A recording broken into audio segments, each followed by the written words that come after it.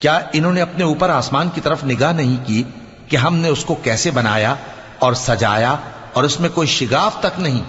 اور زمین کو دیکھو، اسے ہم نے پھیلایا اور اس میں پہاڑ رکھ دیے اور اس میں ہر طرح کی خوشنما چیزیں اگائیں تاکہ رجوع لانے والے بندے ہدایت اور نصیحت حاصل کریں۔ اور ہم نے آسمان سے برکت والا پانی اتارا اور اس سے باغ اگائے اور کھیتی کا اناج اور لمبے لمبے کھجور کے درخت جن کا گابھا تہ بتہ ہوتا ہے۔ یہ سب کچھ بندوں کو روزی دینے کے لیے کیا ہے۔ اور اس پانی سے ہم نے مردہ زمین کو زندہ کیا، بس اسی طرح قیامت کے روز نکل پڑنا ہے۔ ان سے پہلے نوح کی قوم اور کنویں والے اور سمود والے لوگ جھٹلا چکے ہیں، اور عاد اور فرعون اور لوط کے بھائی اور بن کے رہنے والے اور تبا کی قوم، غرض ہر ایک نے پیغمبروں کو جھٹلایا، تو ہماری دھمکی بھی پوری ہو کر رہی۔ تو کیا ہم پہلی بار پیدا کر کے تھک گئے؟